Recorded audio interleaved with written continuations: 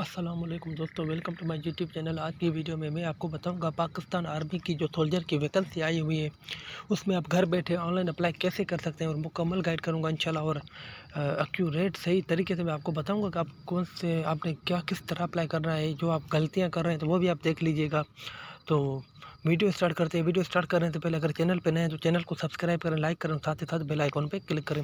तो यहाँ पे आपने एक अपना गूगल क्रोम ओपन कर लेना है और यहाँ पे आपने लिख लेना है ज्वाइन पाक आर्मी। जैसे आप सर्च करेंगे तो सबसे पहले वाली वेबसाइट आपके पास वो आ जाएगी। आपने उस पर ऊपर क्लिक कर लेना है। उस पर जैसे क्लिक करेंगे तो ये आपके पास वेबसाइट ओपन हो गई। यहाँ पे ये देख सकते हैं आप, ये लिखा हुआ है ऊपर पाक फौजी में सिपाही की भर्ती। तो इस पर आप जैसे क्लिक करेंगे तो ये यहाँ पे आपके पास ऑप्शन आ जाता है कोर्स डिटेल और रजिस्ट्रेशन, यहाँ एग्जाम स्लिप।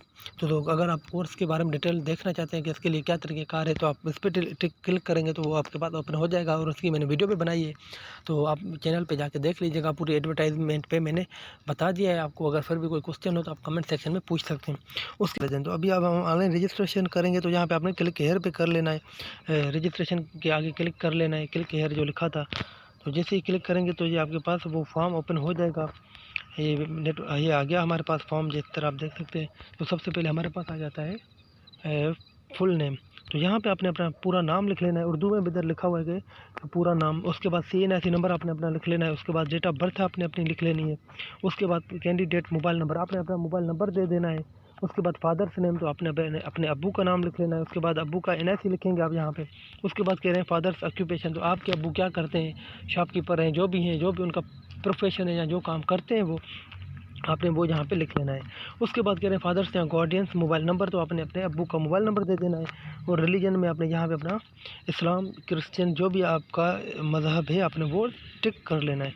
उसके बाद यहाँ पे आ जाता है ASRC यानी भर्ती दफ्तर। अगर आप जाना चाहेंगे, जो इनके भर्ती सिलेक्शन सेंटर हैं वहाँ पे अगर आप टेस्ट देने जाना चाहते हैं तो फिर ये टिक कर यहीं ऐसी कोई फील्ड रहने देंगे। अगर आपने रेजिमेंटल सेंटर में जाना है तो आपने फिर उस पर टिक कर लेना है। तो उस पर टिक करेंगे तो जहाँ से आप पे जहाँ पे पूछेगा कि कौन से आपने जाना है आया, मतलब जो जहाँ का भी है, engineering centre, signal centre, Punjab centre, Sindh centre, Baloch centre, जो भी होगा आपने फिर वो टिक कर लेना है। अगर आपने सिलेक्शन सेंटर में जाना है तो फिर यहाँ पे आपने इस पर क्लिक कर लेना है। इस पर क्लिक करने के बाद यहाँ पे प्रोविंस आपने लिख लेना है, सिंध, पंजाब, जो भी आपका प्रोविंस होगा। उसके बाद डिस्ट्रिक्ट वेयर यू लिव, आपका ज़िला कौन सा है, जहाँ कौन से ज़िले में आप रहते हैं तो वो आपने लिख लेना है। उसके बाद कह रहे हैं डोमिसाइल, तो यहाँ पे डोमिसाइल में भी आपने अपना, जैसे इस तरह मैं यहाँ पे प्रोविंस लिख लेता हूँ, सिंध फर्ज करें। उसके बाद हम ज़िला लिख लेते हैं, चलें खैरपुर कर लेते हैं, तो ऊपर आ गया। तो उसके बाद डोमिसाइल, तो यहाँ पे डोमिसाइल आपने यहाँ पे भी डोमिसाइल का डिस्ट्रिक्ट लिख लेना है, जो आपका डिस्ट्रिक्ट होगा, जिस डिस्ट्रिक्ट का आपका डोमिसाइल बना हुआ होगा। उसके बाद हाउस नंबर या विलेज, तो आपने अगर आपके पास हाउस नंबर, आप किसी अच्छे शहर में रहते हैं जहाँ पे हाउस नंबर वाला सिस्टम होता है तो अपने हाउस का नंबर दे देना है। नहीं तो फिर आपने अपना विलेज लिख लेना है, जो भी आपका बस एड्रेस होगा, मतलब सिंपल सा आपने वो लिख लेना है एड्रेस। उसके बाद पोस्ट ऑफिस, तो जिस शहर में आप रहते हैं उस शहर का पोस्ट ऑफिस, जिस तरह हम फ़र्ज़ करें कराची में तो कराची पोस्ट ऑफिस आप कर लें, या फिर लाहौर पोस्ट ऑफिस लाहौर कर दें, बस इसमें लाहौर लिख लें ये। या फिर अगर कराची जैसे बड़ा है, ईस्ट कराची, वेस्ट कराची, इस तरह है तो फिर आपने उस हिसाब से लिख लेना है यहाँ पे। उसके बाद आ जाता है select your basic educational level, तो यहाँ पे अगर आप अंडर मैट्रिक यानी मैट्रिक से कम है आपकी, आप मैट्रिक आपने नहीं की तो आपने अंडर मैट्रिक पे क्लिक कर लेना है। अगर आपने मैट्रिक कर ली है तो आपने मैट्रिक पे क्लिक कर लेना है। मैट्रिक पे क्लिक करेंगे उसके बाद यहाँ पे आ जाता है ये, अगर आप मतलब ये जो है कुक या सेंट्री वर्कर भर्ती होना चाहते हैं तो आपने हाँ पे, इसको हाँ पे क्लिक कर लेना है। अगर नहीं होना चाहते तो आपने इस पर नो कर लेना है। नो करने के बाद यहाँ पे आ जाता है सिलेक्ट सब्जेक्ट्स इन मैट्रिक, यानी मैट्रिक में आपके कौन से सब्जेक्ट थे, आर्ट्स थे, साइंस या कंप्यूटर। तो साइंस की जगह यहाँ पे बायोलॉजी लिखा हुआ है, तो आपने अगर आपने साइंस में की है मैट्रिक तो आपने बायोलॉजी पे टिक कर लेना है। अगर आपने कंप्यूटर में किया तो कंप्यूटर पे टिक करेंगे। अगर आपने आर्ट्स में किया तो अपने आर्ट्स पे टिक कर लेना है। इस तरह टिक करने के बाद टोटल मार्क्स इन मैट्रिक, तो मार्क टोटल कितनी मार्क्स थी मैट्रिक में आपने वो लिख लेनी है। उसके बाद कह रहे हैं ऑब्टेन मार्क्स, आपने कितने नंबर हासिल किए वो नंबर लिख लेने हैं आपने। उसके बाद आ जाता है एडिशनल क्वालिफ़िकेशन, तो जहाँ पे आपने अपनी ज़्यादा, अगर आपने ज़्यादा क्वालिफ़िकेशन यानी DAE की हुई है, डिप्लोमा इन एसोसिएशन इंजीनियरिंग, या फिर आपने MA या MSc की है, या BA BSc की है, या फिर इंटर किया, जो भी आपने किया है तो उस पर क्लिक करेंगे आप। जैसे ही क्लिक करेंगे तो यहाँ पे उसके जो है ओपन हो जाएगा। जैसे यहाँ पे पूछ रहा है कौन से प्री इंजीनियरिंग में किए, मेडिकल में किए, जिसमें भी आपने इंटर किए तो आपने वो टिक कर लेना है इधर। फिर कह रहे हैं टोटल मार्क्स एंड इंटर में टोटल मार्क्स कितनी थी, वही मैट्रिक की तरह आपने टोटल जितनी इसमें थी वो लिख लेनी है।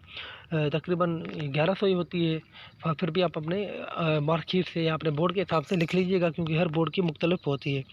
उसके बाद ऑब्टेन मार्क्स आपने कितने नंबर हासिल किए वो आपने लिख लेने हैं।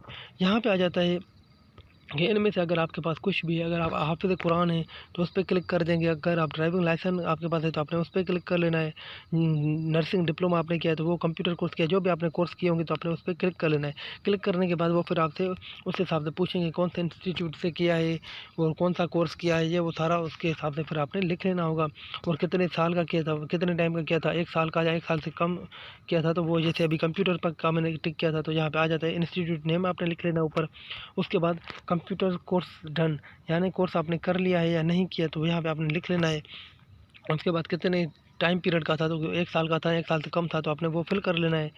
और यहाँ पे आ जाता है इफ़ योर फादर इज़, हाँ अभी कह रहे हैं कि अगर आपके अब्बू फादर मतलब फ़ौज में थे या शहीद हो गए या जो भी हैं तो वो फिर आपने यहाँ पे टिक कर लेना है।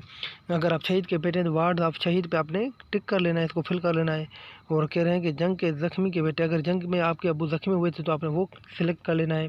और उसके बाद कह रहे हैं ये फौजी जवान सरदार साहिबान के बेटे, यानी आर्मी पर्सनल या ऑलरेडी जो आर्मी में आपके अब्बू सर्विस कर रहे हैं या रिटायर्ड है, आप उनके बेटे हैं तो आप इस पर क्लिक कर लेंगे। उसके बाद अगर आपको ये नहीं है तो मैं और भी बता दूं, जैसे अगर आपने हाफिज़ कुरान पे क्लिक कर लिया तो यहाँ पे फिर आपने उसका कर लेना है किसी इंस्टीट्यूट, मतलब वही है कि आपने कौन से साल में किया था और यही बेसिक डेटा उसका दे देना होगा जो भी आप सिलेक्ट करेंगे। फिर उसके बाद यही लास्ट में आ गया हमारे पास। उसके बाद आपने अगर आपका कोई आर्मी में अब्बू नहीं है, किसी किस्म का आपका अब्बू का आर्मी या किसी फोर्स से ताल्लुक़ नहीं है, तो फिर आपने इस पे नन पे क्लिक कर लेना है और यहाँ पे आपने सबमिट पे क्लिक करेंगे।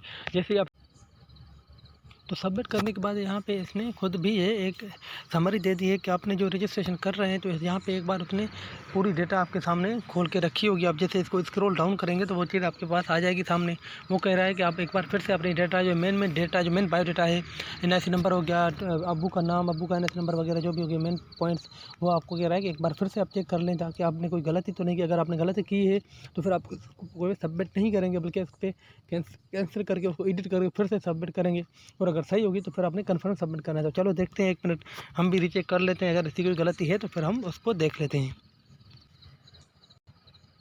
तो जैसे ही अपने बायोडाटा अपने पढ़ लेंगे, आप इसको स्क्रॉल डाउन करेंगे तो वो फिर पूरी बायोडाटा के बाद नीचे उसने लिखा है कि आपकी जो मार्क्स होगी, आपका जो क्राइटेरिया होगा उसको ये देख के, एजुकेशनल क्वालिफिकेशन को, आपके जो स्किल्स होंगे, एक्सपीरियंस होगा उसको देख के ये खुद ही यहाँ पे आपको कह रहे हैं कि आप इन सब के लिए जो इन्होंने यहाँ पे नीचे ऑप्शन दिए कि आप अहले, अगर इनमें से आप किसी एक में अप्लाई करना चाहते हैं या आपको जो पसंद है उस पर आप चेक मार दें।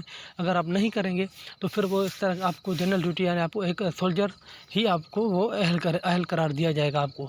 तो अगर आप इसमें से किसी शौक रखते हैं या आप चाहते हैं कि किसी में हम क्लिक कर दें तो आपने वहाँ पे क्लिक कर देना है। तो जैसे मुझे इस भाई ने कहा था कि मेरा फॉर्म फिल कर दो, तो मैंने उधर इस पर जो है उसका उसने क्लर्क का कहा था तो मैं यहाँ पे उसके लिए क्लर्क पे क्लिक चेक मार दूँगा। चेक करने के बाद हम सबमिट फॉर्म पे क्लिक करेंगे। उसके बाद आप किसी एक में चेक मारेंगे, जैसे मैंने क्लर्क पे चेक मार दिया था। चेक मारने के बाद आप सबमिट पे क्लिक करेंगे तो वो लिख के आ जाएगा आपके पास कि सबमिट सक्सेसफुली। तो आपका जब सबमिट हो जाएगा फॉर्म, तो आपने अभी स्लिप चेक करने के लिए आपने रजिस्ट्रेशन स्लिप पे जाना है। वो कैसे चेक करनी है आपने, तो हम यहाँ पे बैक कर लेते हैं। बैक करने के बाद ये आ गई हमारे पास, इस पर क्लिक करेंगे। क्लिक करने के बाद ये देखें, 1 मिनट, ये नीचे दूसरे नंबर पर लिखा हुआ है कि फॉर रजिस्ट्रेशन, यहाँ पे क्लिक, और फॉर एग्जाम स्लिप तो क्लिक है, इस पर क्लिक करेंगे तीसरे नंबर पर आपने। उस पर क्लिक करने के बाद यहाँ पे ये हमारे पास आ गया। यहाँ पे कह रहे हैं आप अपना NIC नंबर दे दें, अपने अपना NIC नंबर दे के चेक स्टेटस पे क्लिक कर देना है।